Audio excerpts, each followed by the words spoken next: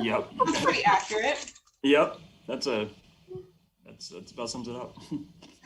That's okay. I take purgatory over hell, right?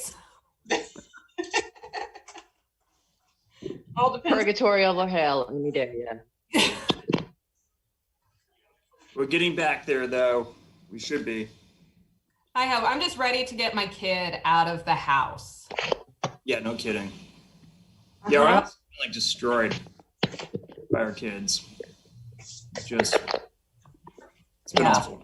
Yeah, kids are intense. Yeah. I think I'm wife. glad I have it's this really interesting balance. It's like, I'm so glad I have a kid at home with all this. And oh my God, there's always a kid at my house in the middle of all this. So I was texting someone yesterday about meeting for, I don't know, she texted me and wanted to meet. She works with utilities and she just had a kid. And, I asked like, oh, how's the baby? Is she sleeping through the night? And she's like, oh, she's getting up like once in a night. And the kid's probably about a couple months old. And it made me think like my kids are like 7, 5, and 3. And they get up every single night and come in our room and kick us and like assault us pretty much while we're sleeping, to the point where Chelsea has to like leave the bed and go sleep in one of their beds. It just totally like hit me like it never got any better. Like with when they were like infants, they just kind of cry and got to put them to sleep. But then I don't know, they get older, they get even just as needy, I guess. So. Oh yeah, we've given up, and it's like, just okay. It's easier to just let you be here all night. Although then it's like our kid does the horizontal sleep. Yeah. Yeah, so they all do that. And I get it, because like they want to be touching mom. So like they want their head on mom, and like, but I get the feet then. Yeah. I don't know if it's the same for you guys. So I just get this like kicking me all night. And are you kidding? I still do that. Do you do that? Or I'm a human starfish. Oh, just circling everywhere all the time. Yeah, it's I don't know. I feel bad for Chelsea, for my wife, where my wife works for our church and I serve on the board there. And our pastor was talking about how Chelsea does her videos during the day, like pretty much does work from home during the day and has kids crawling all over her while she's on her videos.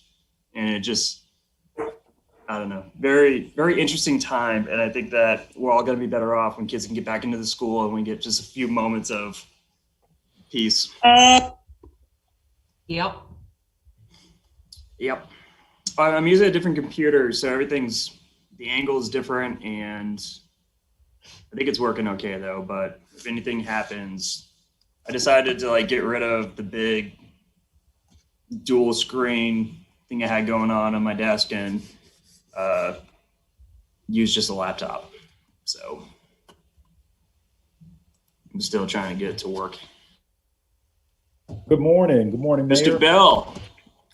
You're about to be a rock star. You probably know it. I'm not gonna lie, because we need you. Like, you don't even know it. Yeah, you do.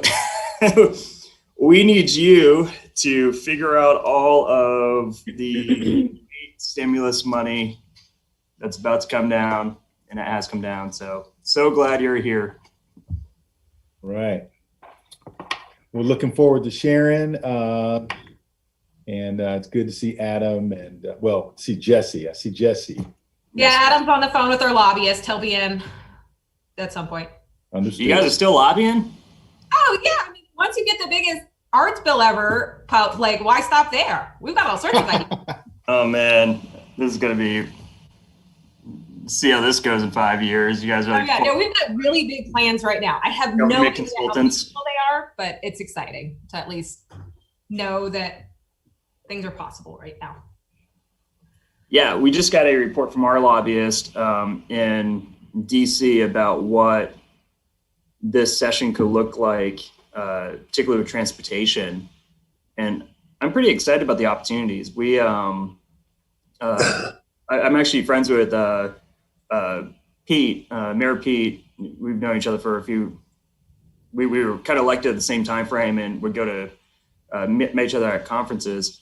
And his idea for infrastructure, could really help Wichita if we move forward with it. Like some of the, particularly since we have opportunities to expand Amtrak. We have a lot of opportunities when it comes to, for, I guess, improvement of infrastructure. It's exciting to think about what could be happening, I guess, at the city level and Jesse, at your level and the small businesses. And, I'm sure there's parts that are trickling down to you all that's exciting as well. Yeah, we're really excited. Speaking of kids, I'll be back. Sarah, what we got to do is get that coffee shop bailout. That's what we need. We need these tax and spending Democrats to actually care about the good work, the need for caffeine in this country and how it keeps our economy going. Yeah, I mean, Get you a stimulus. if someone wants to give me some money. But we did get approved for our second draw of PPP at the coffee shop, so that's good news. It's good news. Did Wayne do that? I'm No. not sure that Wayne Bell was personally responsible. No. So, I have a few slides, Mayor, if it's okay, when you get around to me, I'll share really quickly, maybe take all of 5 minutes, but I do have a few summary slides on the PPP process right now, kind of where we are. Definitely. And of course, all businesses, all eligible applicants would apply with their lender. And so, we'll kind of step through that. And I'm going to assume this group is aware of that, but there may be questions yet. We're hearing a lot of questions that have to do with how to calculate the eligible loan amount, that sort of thing. And there's a lot of information on the website that borrowers and lenders can refer to. But anyway, a lot of information out there. We're trying to get it consolidated and trying to continue to spread the word.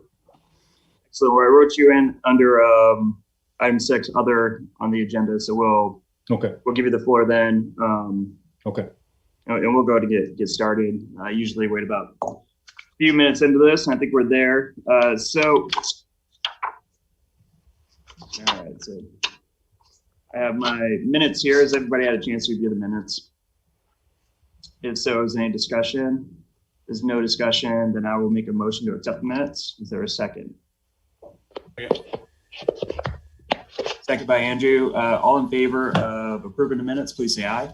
Aye. Do the thumbs up. All against, same sign, or thumbs down. Very good. The minutes do pass. Moving into actually, Wayne, you're already on the agenda. So moving into new COVID relief updates.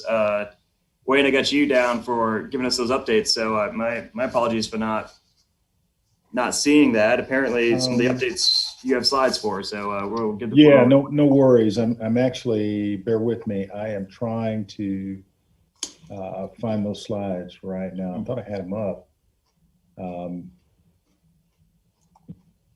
Let's see here.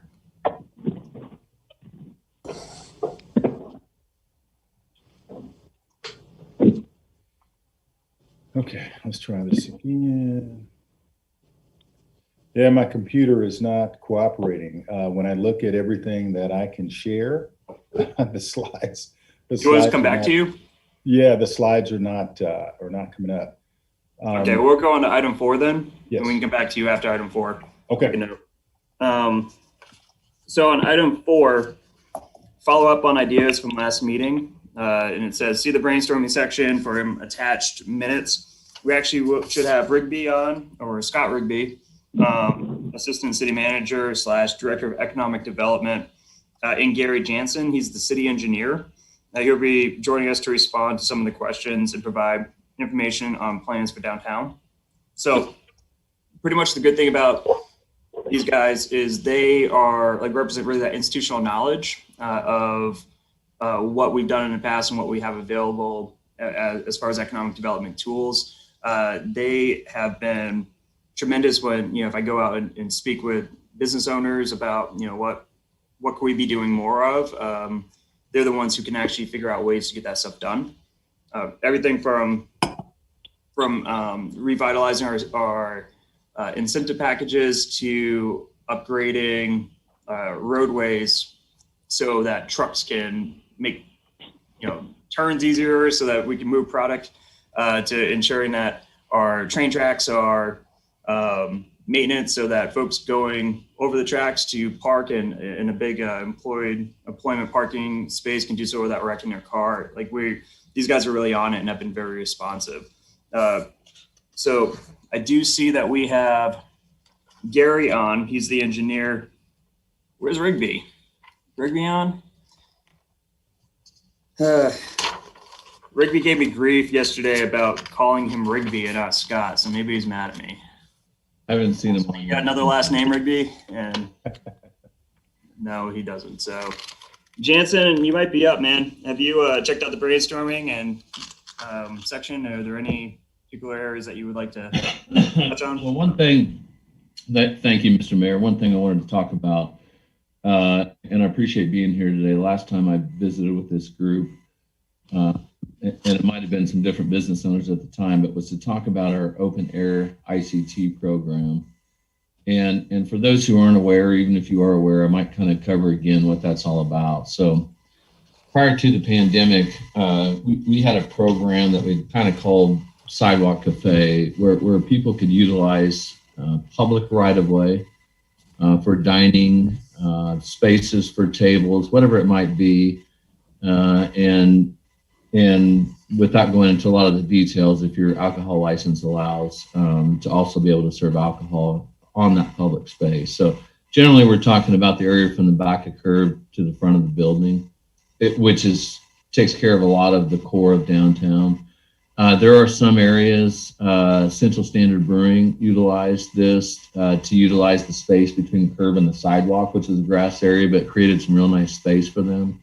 So typically how the program had worked, there was some fairly significant design details that we had to go through as far as what the furniture would look like. This is just the way it was established some years ago.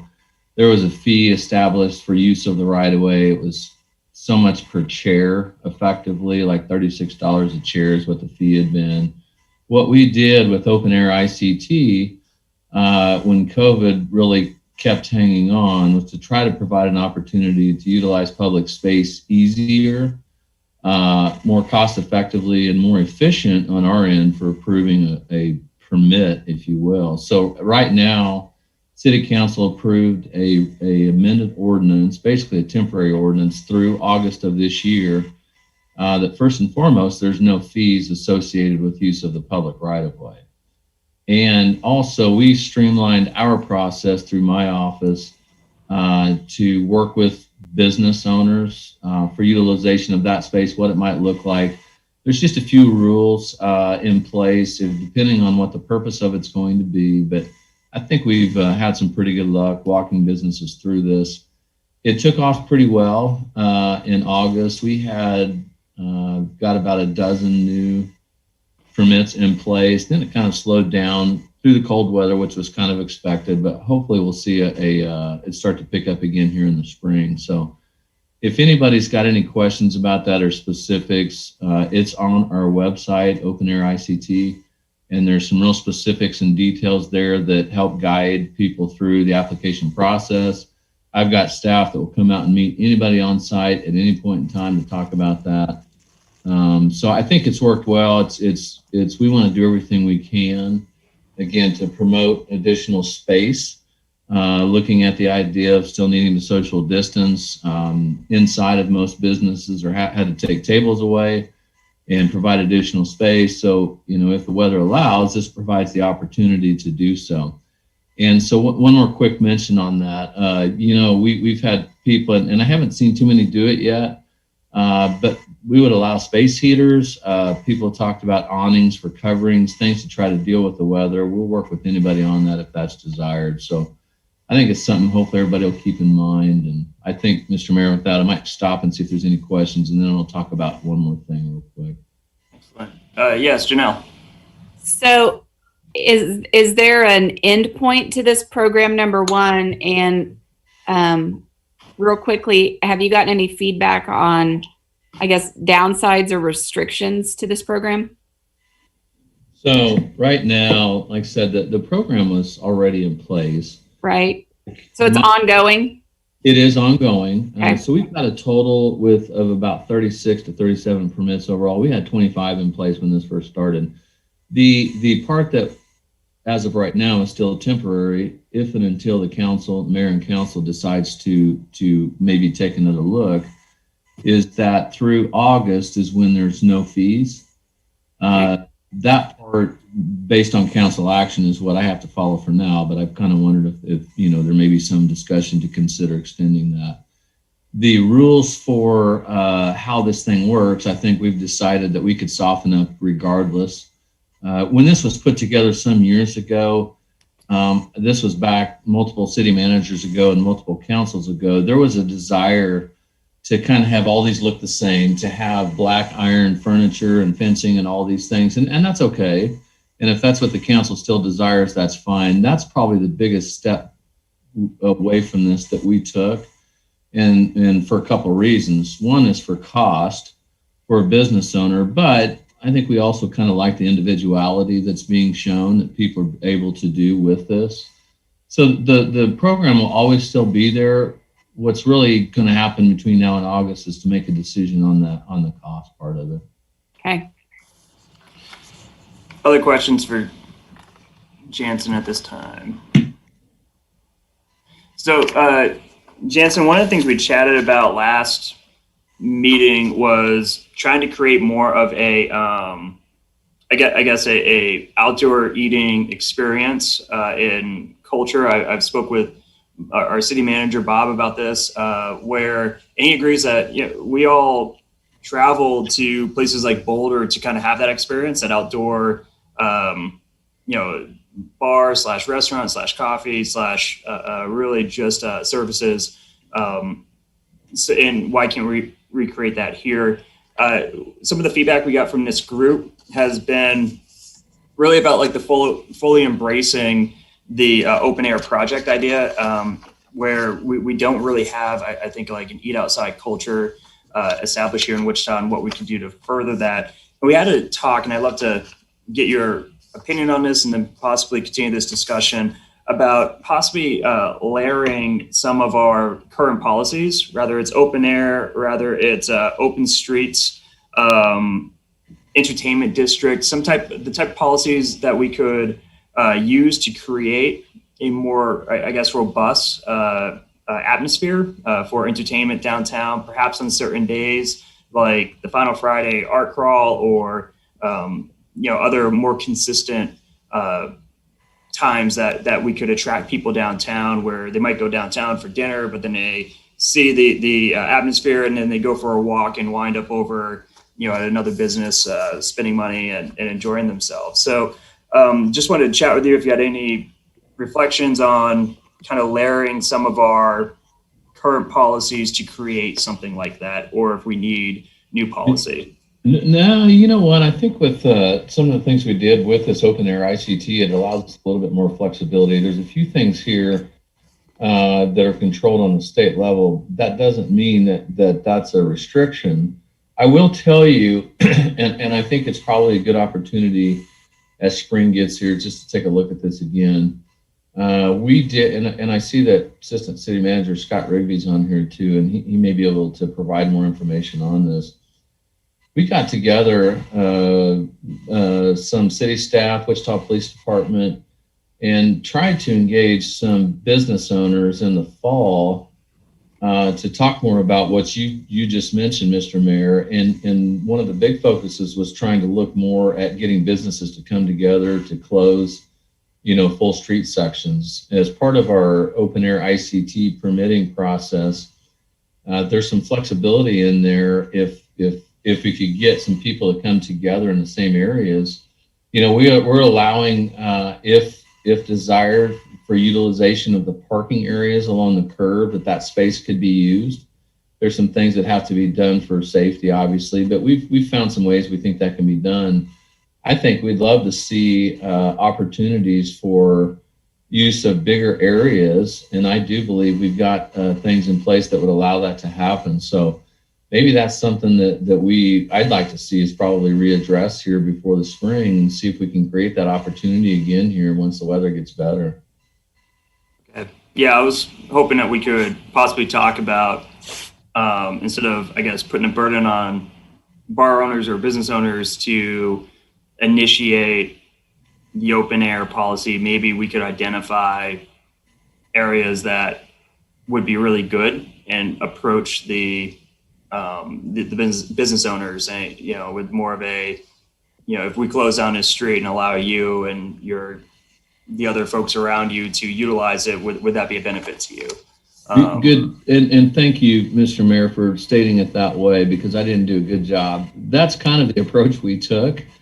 And maybe we didn't approach it from the right angle, but when we did that, we didn't get a lot of feedback of feeling like there was a lot of desire to use it at the time. Now, I will tell you, there obviously we were in the throes of everybody trying to figure out what's going on with the pandemic. There were restrictions on businesses at the time, and I think those that we talked to were just not really sure where things were headed. So that probably is a good discussion to have again.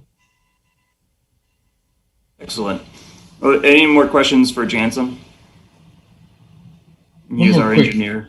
One more quick thing, Mr. Mayor, if you don't mind, and I'll be quick. We are working on a downtown streets master plan.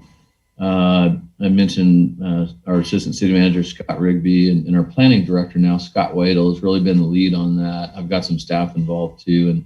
And hopefully some of you have had the opportunity. We've got a consultant, Nelson Nygaard, that's been leading this for us. We've had some public engagement opportunities, and there will still be more to come. That all kind of got derailed just a little bit with the pandemic, but we're looking at priorities, desires, looking to get input from the public, from business owners, everybody that's got interest in the core of our city on what that plan will look like. The capital improvement program that's currently in place has funding starting around 2023 to start funding improvement projects. And there's a lot of pieces to this, looking at what's happening in the core area. We're getting ready to, I'll just give you an example, and this isn't a big infrastructure project, but we're getting ready to convert Emporia to two-way from Dewey to Central. It's going to do a lot for the arena and for that area with the new IMA building at Douglas and Emporia, and a lot of things that are going on in that area. We think that's going to really help drive future use and development. We're looking at the same thing in other areas. If you look at what Fidelity's doing in their couple blocks of market, we're trying to engage businesses to see what might be coming in the future to help us guide our goals with this plan. So there's still going to be opportunities. If you hear about Downtown Streets Master Plan and chances to weigh in and you haven't done so already, we'd love to have your input. So that'll be coming soon. Last comment I'll have is that as part of some of the preliminary studies we had done on Douglas, we did lower the speed limit on Douglas from Washington to Hillside to 30 mile an hour. Something that I think we should have done a long time ago. It's consistent with most of the rest of Douglas through the core area. And we're hoping that that can help lead to some desires for more use of that right of way, including the street parking. So with that, Mr. Mayor, I will be quiet. Thank you. Further questions for Jansen? If not, Rigby did come on. Rigby is our assistant city manager and also pretty much the head of economic development. Jansen did a really, I think, good job getting to most of our discussion last time. But Rigby, do you have anything you would like to add? Yeah, thanks, Mayor. I apologize. I was on a meeting that ran a little bit long. But what I would say is the downtown streets, with Gary Jansen just talked about, is a significant effort to focus not just on cars, but also pedestrians, bicyclists. The idea is to make our streets more active instead of just being vehicles, but be able to have an inviting environment for people to get outside, walk or ride their bikes or interact. And so hopefully that works in conjunction with open air ICT, where as we do those things, for example, Emporia, we know through research across the nation over the last few decades, as city streets moved from one way to two way, in some ways it doubled the activity, because now you have people that, instead of just going north on a street, now you have traffic going both ways. And so storefronts become much more active because we have, I won't say double the numbers, but significantly increase in the amount of traffic driving by. And by reducing speeds, it also allows people, I call it, to slow down and see, especially small businesses who may or may not have the biggest signage or the biggest or smallest storefronts. But as people start to slow down and see that activity and see people walking and active on the streets, it may cause people to pause and say, I've not been there. Let's stop there and enjoy that atmosphere, especially if you have an opportunity to have a cafe, or our open air ICT also allows retail establishments, if they want to sell their wares out on the sidewalk, they can do that as well. Gary Jensen was correct that we did reach out to a number of businesses, especially in Old Town area, about closing down some streets. And COVID at that time, I think, was the thing that concerned them, was not so much being out in the streets, but if they couldn't be out into later evening hours, it really didn't make much sense for some of these eateries and bars. As that starts to hopefully relax with the vaccine and everything, I do think what Gary was talking about could be a more of an option, where I'll call it, create town square opportunities where we may say, hey, we're going to, between this times on these days, maybe it's the weekends primarily, where we say, hey, we're going to close down these areas and allow, almost like what we're doing around the ball field, the new stadium. We took McLean Road and narrowed that to a single road. And if you go out there today, you'll see we have bollards in the street. And the idea is at certain times and for certain events, we can close down that street and make it secure. And basically the street becomes an outdoor market. So that's one of the thoughts, that we took that over there, but this is an opportunity with open air ICT to look at that as well. So Mayor, I'll just stop there and answer any other questions. Or so Mr. Rigby is pretty much the top guy when it comes to economic development here, and like I said, he has a lot of experience, so he represents also institutional knowledge. I just want to open it up for comments about the discussion we were continuing from last meeting, or anything else, if anybody wants to take advantage of Rigby's time now and ask anything or suggest anything. Well, one thing I would say in terms of shutting down streets, and I know that both of you guys said that you had contacted businesses around COVID during the shutdown and hadn't gotten a lot of feedback. But one thing is really, in some ways, you need the business owners probably to coordinate a date, because just moving things outside takes a lot of coordination and work for the businesses, right? So if we can come up with some dates so that we have a more focused kind of attack with that, then I think that would probably make more sense from the business owner side, just because there is so much coordination and work that goes into that.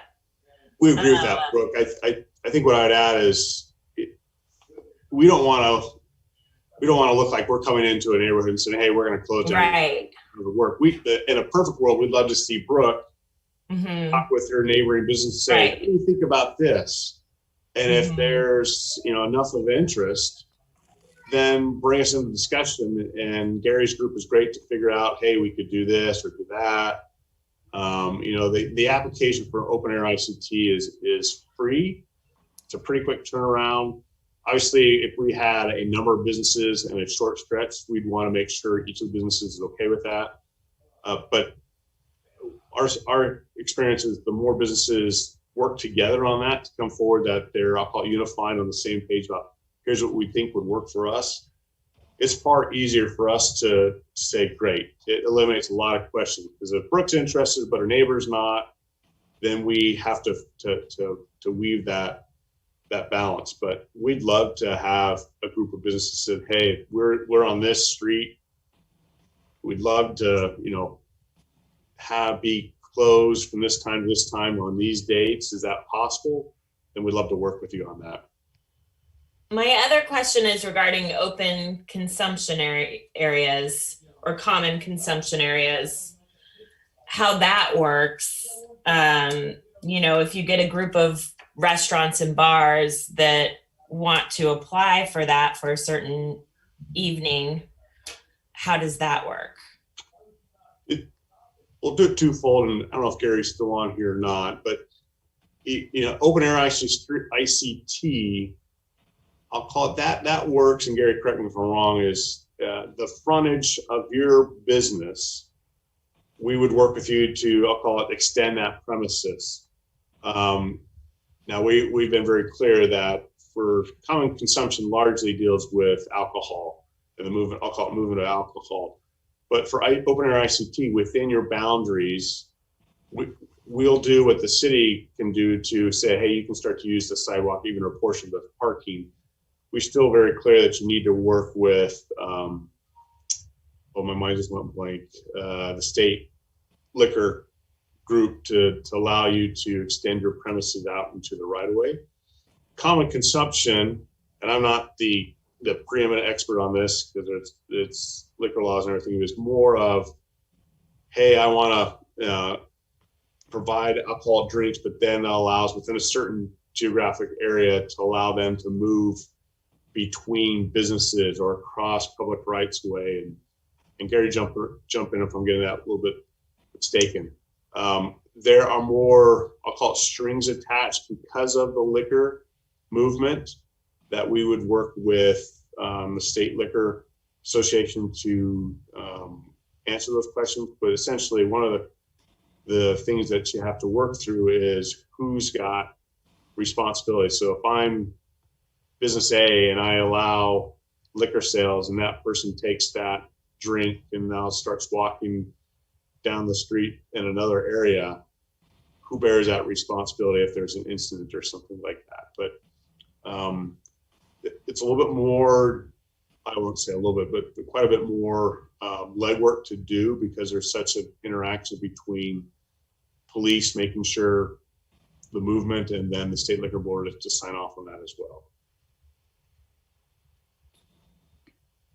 So can we maybe this person taking minutes, can we have a chat possibly next meeting about if we would want to or need somewhat semi-formal organizations of business groups within certain sections of town to come to consensus and talk about some of the opportunities so that Brooke and her neighbor could be on the same page maybe. I know that when I first started out in public policy, I worked at the South Wichita Business Association.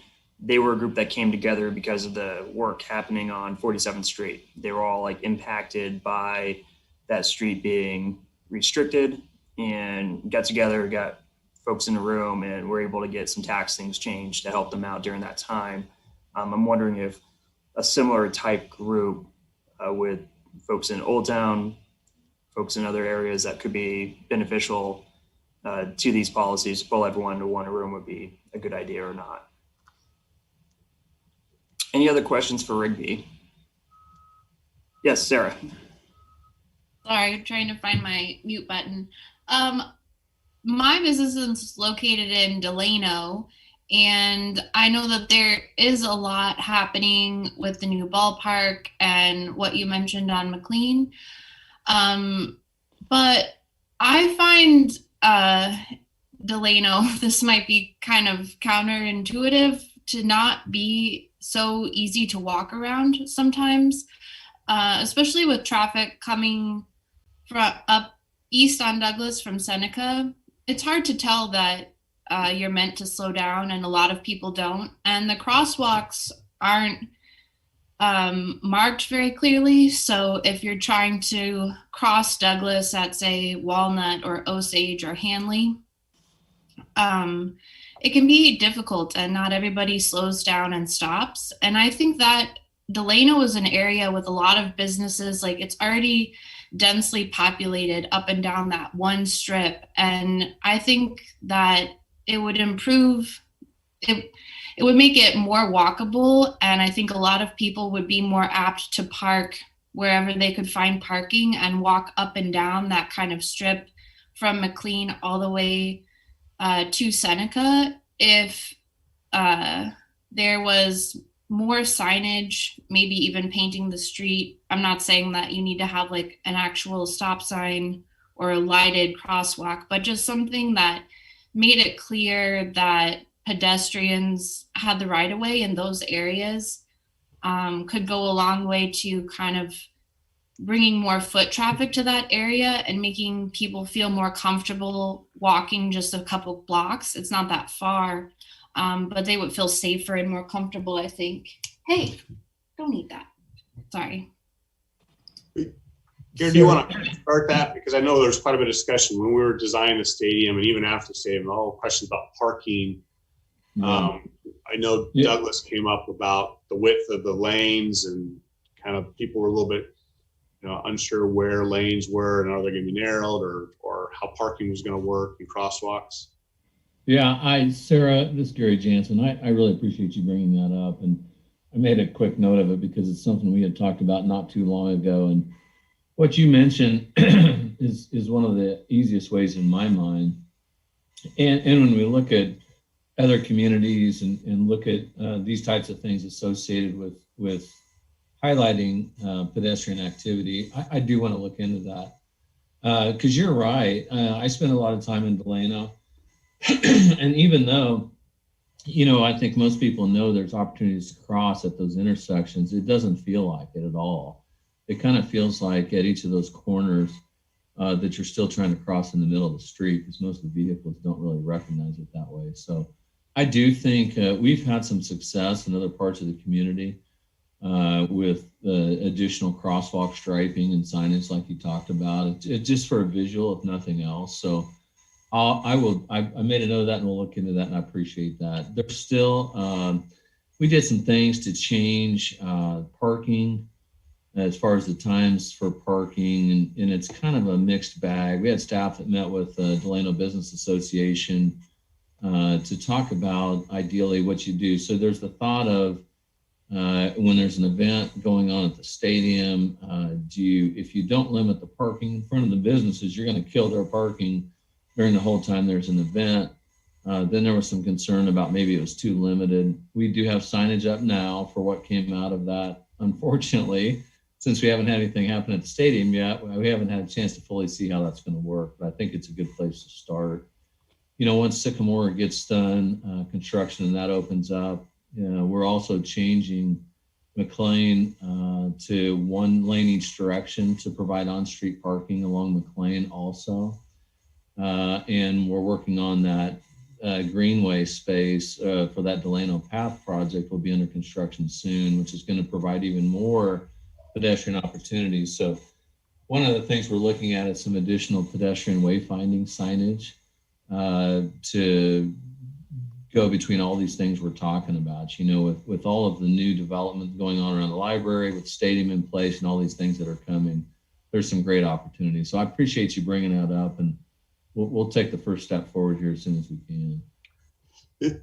Sarah, the good benefit is when we were doing the Delano Neighborhood Master Plan last year, kind of blurs last year or the year before, Douglas was recognized as a street that we need to look at. And there's actually, we put in place a TIF. A TIF is what they call a tax incremental financing district. And the revenue that would be generated by that TIF, one of the identified focuses is on Douglas, making it more pedestrian and walkable and parking. So I'll call it one of the few areas where we actually have put a funding mechanism to help address some of those issues, not just in and around the stadium, but actually going west, not just to Sycamore, but I think even Seneca, but even west of Seneca as well.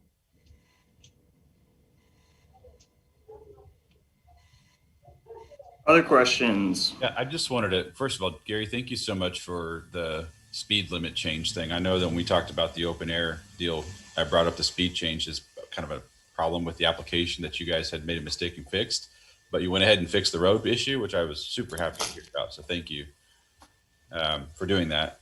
I'm just curious about the corridor here, like up in front of our space. I know they kicked the redevelopment of Douglas Design District from Washington to Hillside, or maybe beyond, or Grove at least, out another year or so. Can you tell me like where we're at in that? Because that does affect how we operate our business pretty dramatically. Well, as I mentioned before, and Scott, if you've got anything to add here, please do. So the development of the overall downtown streets plan, we had started at one time for a variety of reasons, and it had a lot to do with how the Douglas Design District was originally formed and some things that they did kind of even on their own to start that going. We had been looking at that Douglas corridor, mostly east of Washington, but once we started this bigger look, holistic look at the downtown core area on this downtown streets plan, we kind of started blending that all together, I would say. And we're still trying to figure out where we're going to get to on priorities. What I had mentioned earlier about we're trying to really wrap that up, and COVID hasn't helped to provide us the best opportunity for input from the public. Scott, I don't know that I recall what's the next step is, because I don't think I was able to make the last meeting, or if you do, on what's next on our downtown streets plan. Well, I think I think we have a meeting coming up with the Downtown Streets Group the next week or two. But my last recollection is trying to get some more public input. Unfortunately, we can't really gather, so we're trying to do some online public outreach and maybe some small public outreach efforts to look at the whole downtown streets program. But it does put timeline parameters as far as, I'll call it, immediate, short-term, or long-term, and I can't remember where Douglas falls into that as of yet, but we can double check with that. One more question about open air.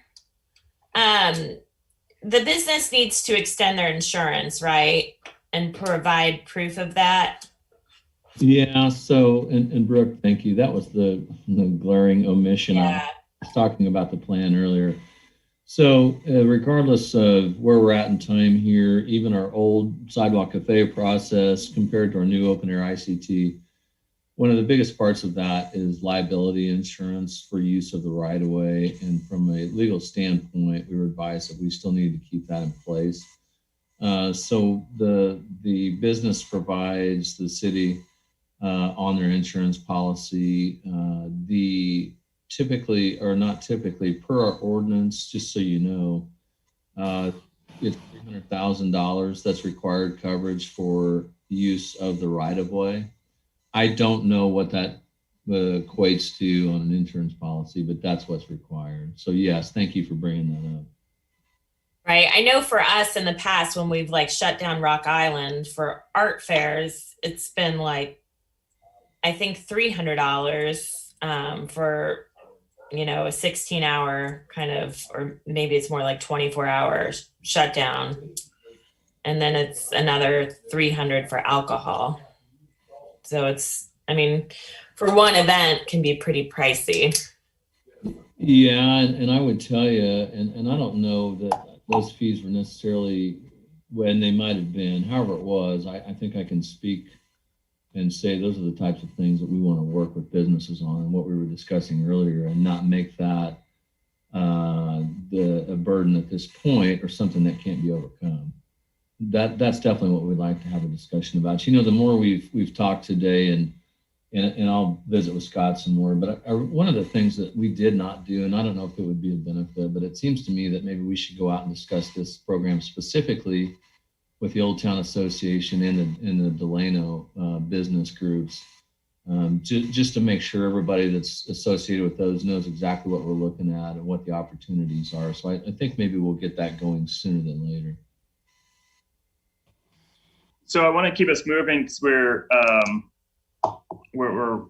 running up on our time here. Thank you to Rigby and to Jansen for being on and taking some of our calls. And I do want to just update the group that we are looking towards, there's been an ongoing discussion for the last couple of weeks, looking towards ways to streamline our paperwork and application process. That was something that this group brought up as a potential area that we could improve on. And I know that we had multiple conversations where we're looking at ways to do that as well. With that, I want to give the floor back to Mr. Bell, who is going to give us a bit of a COVID update when it comes to the different stuff we have going on. All right, thank you, Mayor. Want to also just something else I thought about as Mr. Rigby was talking. In District 1, there's a loan fund that's coming. You all announced that this week, and I believe maximum loan is going to be $15,000. I think the details are yet to be determined. Probably, some of the other things, but didn't know if that was something that you all might mention here or not. Yeah, just real quick with that, we are District 1, Councilmember Vice Mayor Johnson is utilizing some resources that are dedicated for District 1 for a microloan program with, I forget the organization. Create Campaign, Christina Long. Yes, Ms. Long. And really, I hope that we utilize this almost as a pilot program where if it's successful, which I think it will be, maybe it's something we could utilize more resources to have it larger or more on a full city, city level. The microloans, I think it goes up to 15,000, but it's a place where you can buy $5,000, $1,000 loans so that folks can kind of get small businesses that bridge money or new initiatives off the ground. So Ms. Long also has a fund from Fidelity Bank that also is for microloans. So if you're not in District 1, there might be still some opportunities for that. Do Ms. Long, she'd be the one to talk to. But again, it's pretty exciting because it could be, if it works out, it could be really impactful, I think, for our small business community. And hopefully it's something that we'll come back on in a few months, find it successful, and be able to do it citywide. Go ahead, Bill. Sorry. Absolutely. Okay. Oh, okay. Can I jump in for a second there? Because that was the meeting I was just in before this. We're starting that prep work. Yes, there is a District 1 priority, but it will be citywide. So regardless of where you live in the city, you can apply. Yes, there is a goal of focusing on District 1, but it doesn't mean we won't take applications from businesses across the city. In the initial information about this, I didn't see what the overall budget was going to be. Any idea there what the maximum budget or funding source is going to be for this? So Johnson, I believe, in his Hyatt money had about 85,000, I think. So not a huge amount, but again, if it's successful, which means people are paying it back, maybe even a little bit of interest, it would actually generate more. And, it seems like a much better usage than just like buying a swing set for a park, right? Like, right. So it doesn't seem like one-time money. It's designed to be a revolving fund. So as people are paying back those loans, those funds would go back into the program to be reissued as new loans. Okay, understood. All right, well, thank you, Mr. Rigby, and Mr. Mayor, thank you very much for the opportunity to share a little bit here. Just want to raise awareness for the group. Obviously, the Paycheck Protection Program is active again, and as of January 19th, we began accepting applications through all of our lending partners that were eligible. Initially, it started out where community financial institutions back on January the 11th were open, and that's where those initial applications were coming in for the first draw, and then subsequently the second draws. But now it's been open as of January 19th.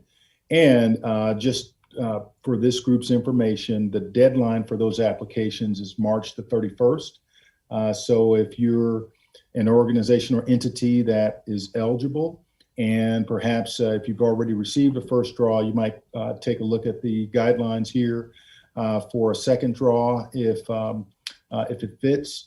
And I'm going to go through just a few details for the sake of time. We won't take a real deep dive here, but we do have some opportunities coming up that I want to tell the group about, where you can hear a bit more of a deeper dive about the program. So some of the changes, some of the information for the first draw PPP loan. Eligibility now includes some additional types of entities. And I've got a slide here on the next slide that'll talk about that. Covered eligible expenses are expanded. And now primarily that expansion includes personal protective equipment that businesses had to purchase for employees and perhaps customers. Also, obviously, under the Paycheck Protection Program, it included those other costs that were eligible. Expenses included mortgage interest, rent payment, interest on equipment like vehicles. So some of those things that were already going to be tax deductible, those things were also included, or a number of those things were included as eligible expenses under PPP. And we've got the full list on our website in the information about the program. Borrowers can now select a covered period to use PPP loans anytime between 8 weeks and 24 weeks after disbursement. And certain borrowers may request an increase to their original PPP loan amount. And again, all applications are due by March 31st. The newly eligible entities include housing cooperative destination marketing organizations, 501c6 organizations, chambers of commerce. I was on a call just a week ago with Adam Hartkey and Jesse, and we were talking with Wichita Festivals, and we were talking about the Shuttered Venue Operators Grant and whether or not Wichita Festivals would be eligible for that. But the fallback is, if they're not eligible for that, they are now eligible for PPP. And so there are going to be a number of organizations that may be in that category. We're still anticipating the details just any day on the Shuttered Venue Operators Grant, and we'll know more as to whether or not some of those entities that may not be eligible under those rules would then also be eligible under PPP. All right, and then eligible businesses also still include obviously all business entities, partnerships, corporations, LLCs. I'm going to drive on there all of those business types. Also, it's not listed here, but faith-based organizations remain eligible. All right, and for borrowers that previously received a PPP loan, if you have 300 employees or less and suffered a 25% reduction in your gross receipts when you compare 2019 to 2020, they're eligible for these second draw loans, and the maximum loan amount is going to be 2.5 times the average monthly payroll costs, either 2019 or 2020, up to $2 million. And I believe it was Sarah, you mentioned that you had already been, I believe it was Sarah earlier on the call that mentioned you were already had been approved for a second draw on the PPP. I'd like to hear a little more about that if there's an opportunity as we get through this. But real quick here, for borrowers in the accommodation and food services sector, the maximum loan amount for a second draw is going to be 3.5 times the average monthly 2019 or 2020 payroll cost. that's intended, it's recognizing that those food services entities, restaurants, that sort of thing have really been impacted obviously with the stay-at-home orders, that sort of thing. And so the idea was to really try to give that industry a bit more help here. And second draw PPP loan applicants must submit the information. We've got an updated form. In fact, there are a few forms there that have been updated on the website. Just encourage you guys to check out the information there. Second draw PPP loan eligibility, you must have previously received the first draw, and additional eligibility criteria. It has used or will use, you have to have used the full PPP loan amount for eligible expenses before the second draw is dispersed. So for those that had received, that initial loan, you can't use the second one before. The first, looking here, we'll use the full first draw loan amount only for eligible expenses before that second draw. I think that's pretty important. And then obviously you have to demonstrate at least a 25% reduction in gross receipts between comparable quarters. And there's been a lot of questions about this, but it's actually quarters or it's the full year when you compare 2019 to 2020. All right. And I am going to stop there. I know we're running up. We're about 5 minutes on our time in case there are any questions. But there is one note here at the bottom coming soon. There's a simplified forgiveness application for PPP loans at 150,000 or less. So that forgiveness process is going to be streamlined for those loans that are at 150,000 or less. Natalie has her hand up.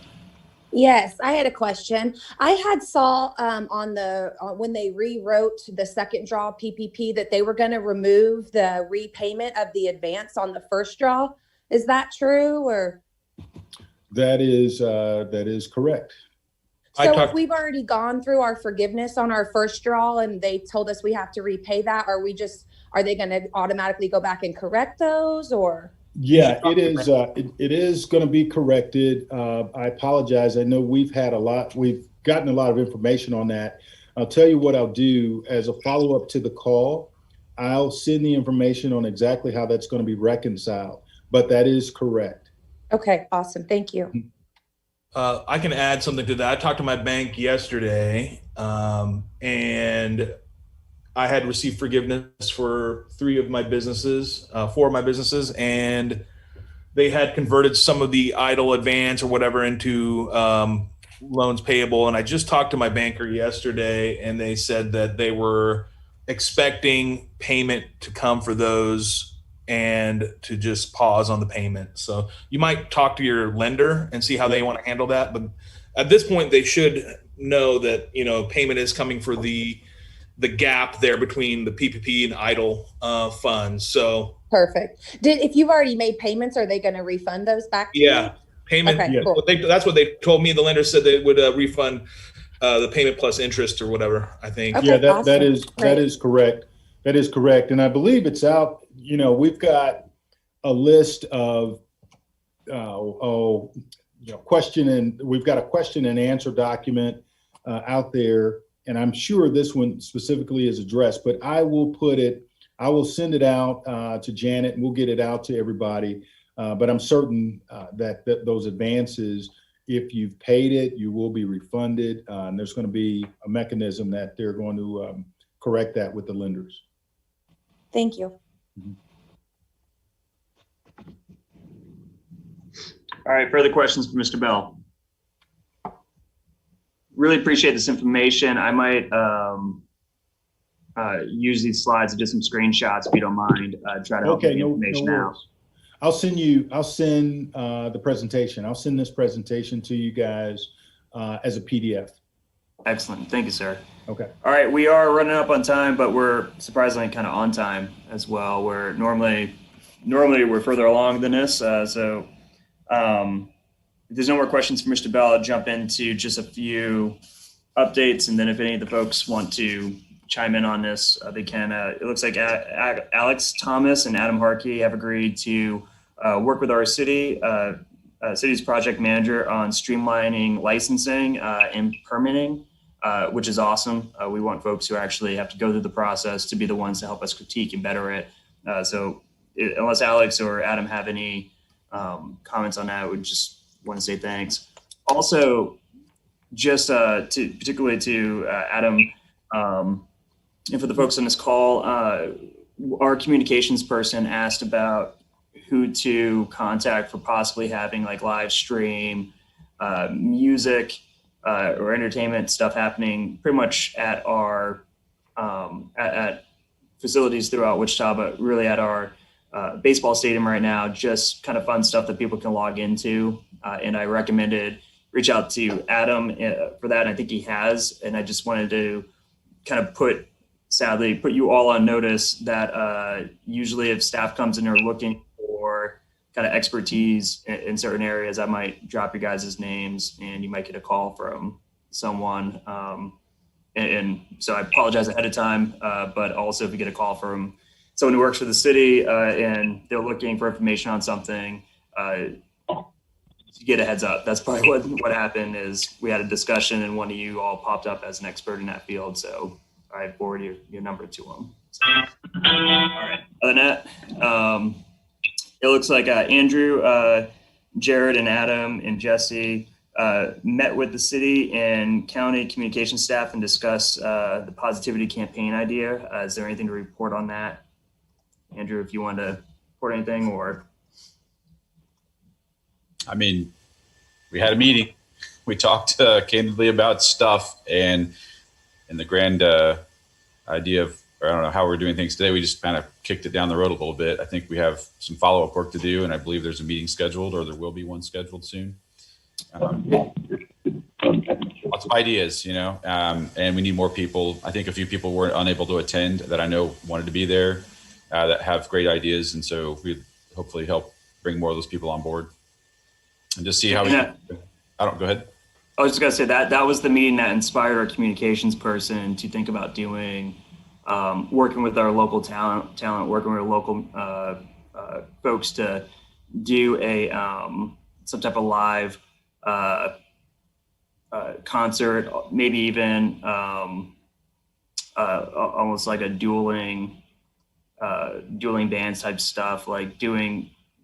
Vice Mayor brought up some of the social media type entertainment stuff that's going on where, like rap battles of DMX versus Snoop Dogg, for example. If we did that with two Wichita bands and had people kind of, give feedback, are there some cool stuff that we could be doing here in Wichita that we see are being successful while people are staying at home to kind of keep spirits up? So just so you know, Andrew, that idea will probably come up. That conversation is what inspired Jonas to look into it.